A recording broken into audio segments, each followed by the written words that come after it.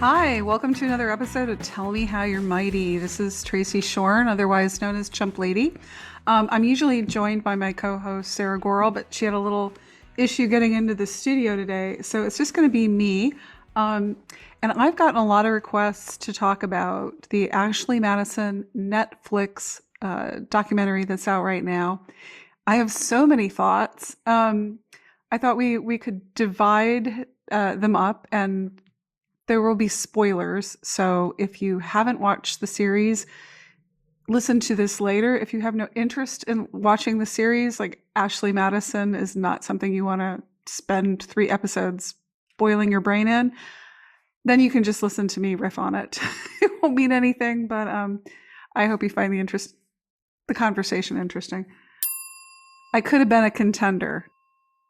I was approached by the production company of the Ashley Madison documentary, Minnow Productions in London, back in March of 2023. And they asked me to put a call out for people who had been impacted by infidelity and put it on my social media. And I agreed to do that. I get approached by groups like this fairly often. And as long as our goals are in alignment, I don't mind doing that. I'm here to change a narrative, and the more amplification, the better. So I was open. So they sent me their pitch, and then I read it, and it seemed to me that they were looking for reconciling couples. So I found my email, and this is what I said to Minnow Productions. I said, "Hello, Rebecca. Upon closer inspection of your call for participants, this stood out.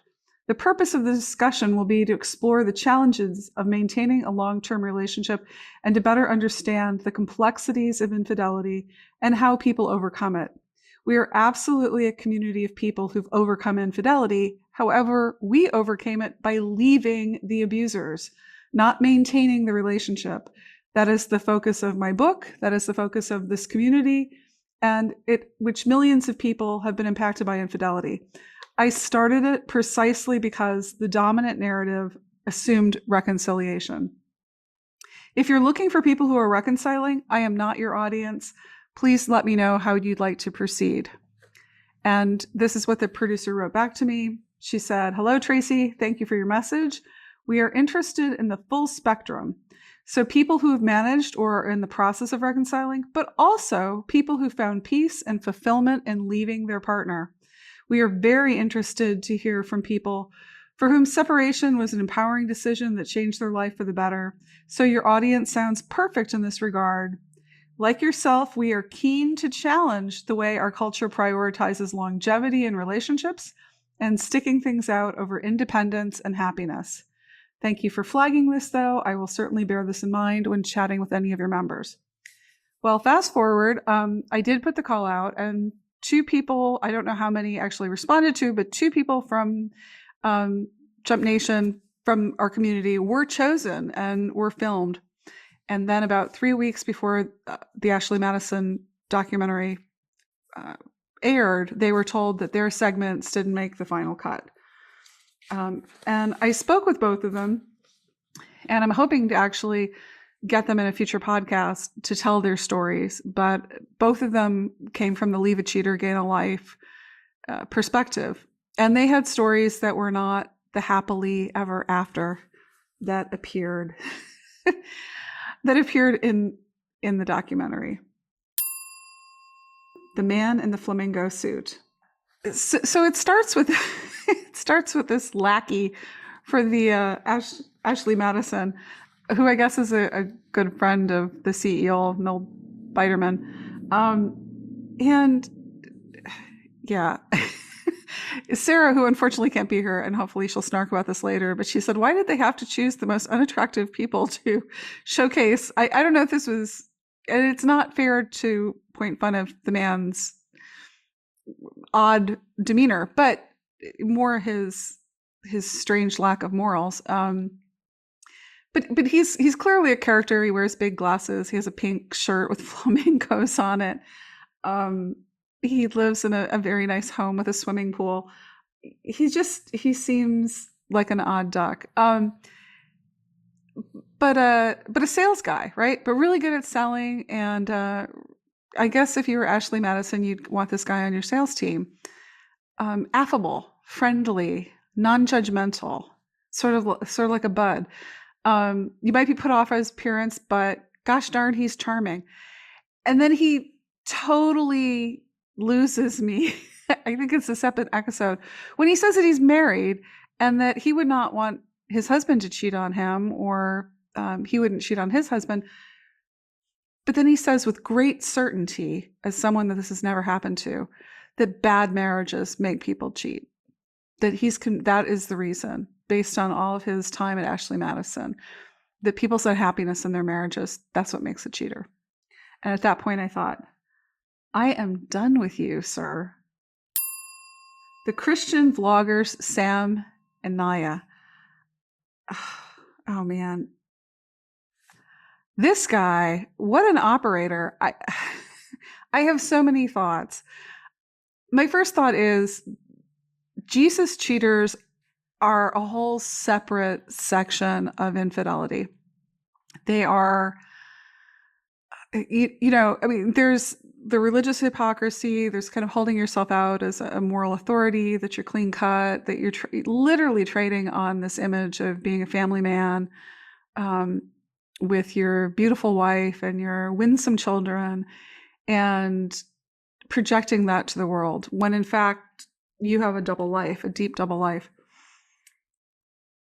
And I think that we are supposed to feel sorry for this man. He's supposed to be a picture of remorse. This is what sorry looks like. This is what the panic of having your double life revealed looks like. And I found it curious. I don't know what you guys thought, but when he has this narrative, it's in the first episode, that when he and his wife make a video that goes viral of singing the Frozen song together in their car, and it's so cute, that suddenly he doesn't need the validation from Ashley Madison anymore. This just becomes a thing of his past. That vlogging fulfills him in a way. He gets his ego kibbles that way, and now he doesn't need strange pussy. So I was kind of thinking, I don't know if I buy that. I think if you're someone who needs a kind of validation, and I'm just basing this as being Chump Lady, I think that's probably something that's pretty deep in you. But okay. You're much happier now that you have this in your life, and okay, you don't need to screw around with people you meet on a married dating site. So that's, we're kind of believing them. We're anxious for him, but we're rooting for them. You can't help but be impressed at how sweet and beautiful they are as a couple. And of course, we feel bad for Naya, his wife, the chump, right? And I sincerely, of all the people that were in this episode, I sincerely felt the worst for her. We'll circle back on that, but I think her pain is sincere, and I think she's, I think she's at this point a volunteer, but you can tell that she was rocked by what happened. So what happens? So in episode 3, it turns out that Sam is a serial cheater. That it's not just Ashley Madison. That it's massage parlors. It's other affairs. It's emotional affairs. It's affairs with coworkers, and most reprehensible, he has an affair with her, or he tries to. He puts the moves on her best friend. And then her best friend dumps her and doesn't want to have anything to do with him anymore. And she has, for years, she's wondered why her friend doesn't want to be in touch with her and ghosted her. And that hurt her deeply. And now she finds out why. It's because her husband is a douchebag. So I followed up on this. So what happened, which is left off of the Netflix special, is that they separate for very short, like under a month, and they stop vlogging for under a month. And then the unicorns get them and they reconcile. And then that's all just part of their new narrative. They're reconciling. But in between that, when the hack comes out, he has this, and it could be lifted off the pages of my blog, God's forgiven me, I've forgiven me, we're okay. We're moving on. Da, da, da. And it's just his name. He's just like, I was just curious, right? I was just curious. And it's not revealed the depth of his depravity. And then it comes out later. And then we're supposed to believe that he's sorry. So here's my question, and we'll get on to it. Naya, I'm looking at this woman and I'm thinking she's got deep sunk costs with this guy. I think at this point she's got 2 kids. She has 4 children with him now. Her only job, they got married very young, Baptist, Christian, patriarchal world that they live in. She got married young. Her only job had been retail, I think at a mall or something, reading about it. And then she becomes a very successful blogger with this image of the family life, the Christian life, and now the struggles. And it turns out they have a book. Both of them have a book that they agreed to be on this because they were promoting their essentially cheating made my marriage stronger message, which just, oh Lord. But I thought, if you were her, near this young girl, and I'm not justifying it, but I understand the thinking, you could believe in that beautiful dream, the dream that you sell to people every single day about how freaking amazing your life is and how beautiful you are and how handsome your husband and how in love he is with you. You could live in that dream world and make money for it. Or you could be the single mother of 4 children with only retail experience on your resume to catch you through. Or I guess Christian blogging. But in that world, who wants a plucky single mom? I don't think that sells. I think reconciliation, stand by your man, I have a unicorn. That's what sells. The kinky open marriage couple. These people just baffled me. I'm like, go freak on with your freak self. I don't care. I don't judge. But what I do judge them about, they have an open marriage. This is supposed to be the non-monogamy people. They are not being ethical non-monogamists, however. My question, not explored by the filmmakers, is why are you finding partners on a married dating site? You have a whole buffet of single people and fellow swingers. Why do you want to be with cheaters? Why are you on Ashley Madison looking for people? Right? So their whole, I let him explore, she lets me explore, I'm a dominatrix, whatever. It's all the focus on the salacious of the sex, but nobody is focusing on the deceit, and no one is calling them out for that. And the way that they conflate it is the same way that this discussion is conflated in the popular discourse, that we're always getting hung up on monogamy, and it's not the monogamy. It's the deception. It is the power imbalance that, and we're going to talk about that some more. But that couple, I just thought, whoa, what a red herring. What, go find fellow swingers. Like, just, oh, Lord. The sinister minister's wife. People, this one pissed me off the most. I have to say, I had this visceral reaction to this. I don't even want to call her a chump. I mean, okay, I'm going to collect my thoughts because I found this one the most upsetting. So this said her husband was a Baptist minister in New Orleans and a professor at a seminary, deeply in the, cheater, Jesus cheater, sinister minister closet here. And according to her, she had found evidence of affairs through the years. But she said she didn't want to know. Like, she would find it would hurt her, but then she just went back to her life. And they show her, they live in New Orleans, and she's in this giant home and, beautiful columns and, looks like the Garden District of New Orleans or someplace very posh and lovely. And I thought, what kind of Baptist minister lives, like what? There's some disconnect going on in my mind here. But she has the life. She has a very nice life.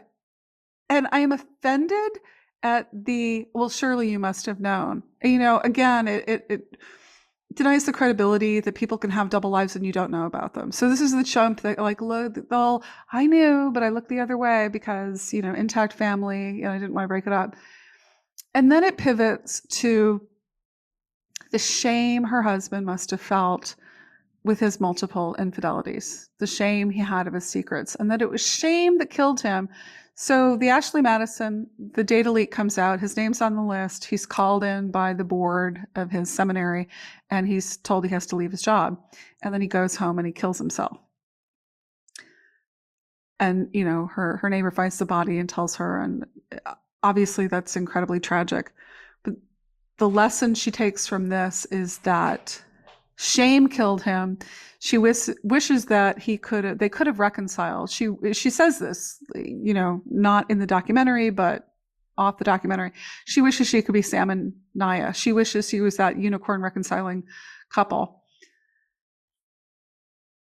You know, I don't want to belittle her grief, which must be considerable. However, there's a toxic message that we, the judging people who would judge her husband for cheating on her and abusing her, were the real villains here. She says repeatedly that the Ashley Madison was a witch hunt. It's a witch hunt. It's a witch hunt. And I think she's supposed to be the most sympathetic. You know, the Ashley that hacker, they have blood on their hands. They killed. But I look at it as, here's a man who has enjoyed his abuse of her and his entitlement and his double life, and he cannot handle 6 hours of accountability. Within 6 hours of accountability of losing his job and being exposed for the sinister minister that he is, he kills himself. I'm like, why isn't accountability to blame? You know, why isn't his poor character to blame? We cannot, suicide is terrible. So she now has a ministry, and she wishes that her husband was alive so they could reconcile. And she wrote on Instagram, "For almost 30 years, I begged God to heal my marriage. I longed to sit beside my husband and share how God had fixed what was broken and restored us. Today, I watched Sam and Naya Rader do exactly that in a 3-part docuseries on Netflix. God in his mercy allowed me to put my story out alongside theirs, and the contrast is a powerful picture of what God can do when we live in truth.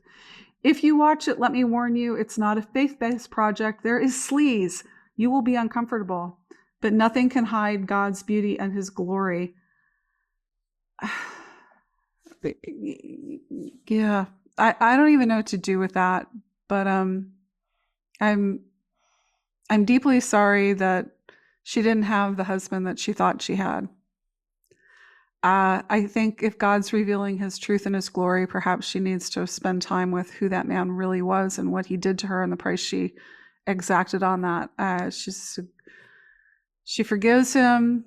That's her business. But the message that she's sending to other people who are married to sinister ministers, Jesus cheaters, women in their marriages, is to work with that. And I am so not about that message. The witch hunt. This is from the documentary. "The attitude towards people using the website, it was an absolute witch hunt," says tech journalist Claire Brownwell in Netflix's latest documentary, Ashley Madison, Sex, Lies, and Scandal. Claire Brownwell, go fuck yourself. It was not a witch hunt. And same to the sinister minister's wife. Witches are fictional, okay? And witchcraft does not exist. We can't cast spells and make people do things. A witch hunt is a term for the persecution of crimes that do not exist. The people who were revealed in the Ashley Madison hack were like actual cheaters who were actually cheating on their families or trying to or wanted to. There's no fiction here. There's no mythological beings. These are people who were harming their partners, conducting double lives, exposing them to STDs, letting them invest in them, hurting them, and they were exposed. That's what this is. This isn't a witch hunt. You know, I think what this journalist and what other people are trying to convey is that we who judge are the villains. You know, it's our judging cheaters that is the bad guy in this series. And how far that is from the actual reality that cheating is abuse, that having a secret sexual basement impacts your partner, that it is an abusive power dynamic. It is not a witch hunt, okay, to judge people who've harmed their partners. And when you look at the stories on my site, how people are harmed, and the stories that were left off, which we'll get to in a moment, from members of this community, you know that there are real costs. And so the term witch hunt, it came up many times, and they really hammered it home. I thought was so offensive and such a red herring. I mean, they do make a nod. They make a nod. Oh, it must be devastating to be chumped. Yes, but the only response they show to that, oh, devastation, is to stand by your man, So, which is to say, it's not that devastating. This is a bump in the marital road. We can all relate to. The shame is the real problem here. Judging is the real problem here. And it makes all of us who have a problem with cheating the villains. Noel Biderman. Okay, the first episode, I could hardly get through it because they kept lauding Noel Biderman, the CEO of Ashley Madison, as some kind of visionary. No one had thought of this before. Oh my God. It's amazing. It's amazing. And they're making all this money. They're making shit ton of money. Millions of people are signing up for this. Let's just pause here for a moment. Millions of people sign up for Ashley Madison. So I've argued this, and I argued this when the hack came out. I got approached, for quotes at the time. That what this underscores to me is that serial cheating is a way of life for many people. And yet our infidelity discourse is all about how it's a one-off, it's a drunk one-night stand at a conference, and you can't forgive the singular mistake. And versus that there is a long double life, that this isn't their first rodeo, that people prefer cake as a lifestyle. And that's what the hack revealed to me, that there are millions of people who want monogamy for thee, but not for me. That's what the hack's about. Okay, back to Noel Biderman. So by the first episode, he's a visionary genius. And by the third episode, we find out that he is a liar and a fraud. And he has a whole marketing campaign using his wife. And he goes on these shows claiming that he's monogamous. It just so happens that he runs a cheating site, but he himself is a family man.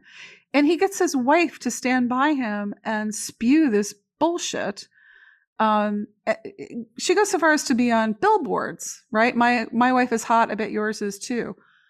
The way that this poor woman degrades herself, but the whole time she goes on The View, she goes on these shows, and people ask her, would you be upset if your husband cheat?